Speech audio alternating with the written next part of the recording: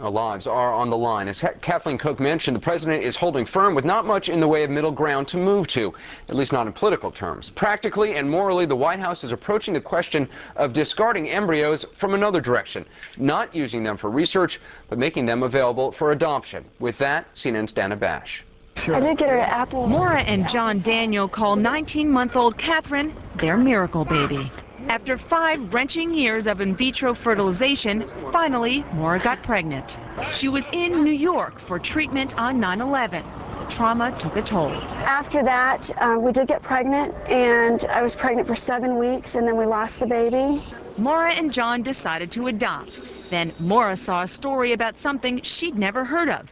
Embryo adoption. And I called John into the living room to look at it on television, and we were thinking that this could be the way we have a family.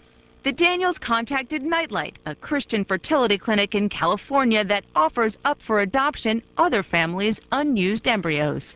We handpicked them, and they handpicked us. And they're a beautiful family that we've met and met their children, and to us it's the most wonderful gift that anyone could ever give, right? And we have a beautiful daughter. We have twins on the way. Can you have one more bite of egg? Nope.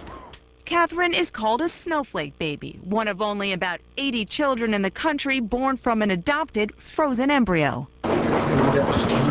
Her parents have come to Washington to tell congressmen to take a look at Catherine before allowing more frozen embryos to be used in federally funded stem cell research. All we want to do is just raise their awareness and show them Ren's beautiful face, and let them know that, when they're going to, sign off on a bill or not, to think twice.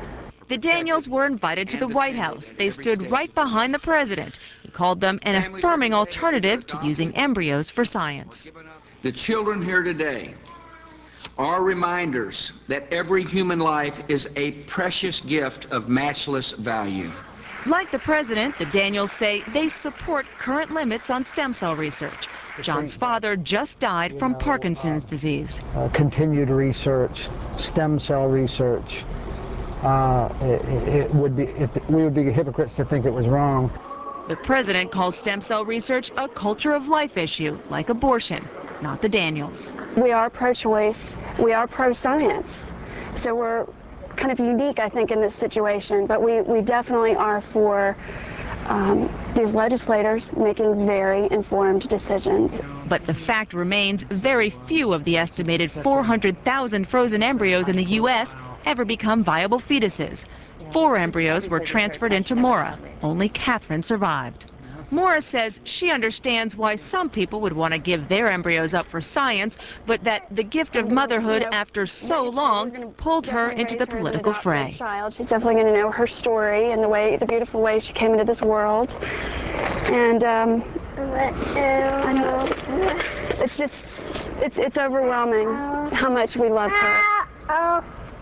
Dana Bash, CNN, Washington. To help us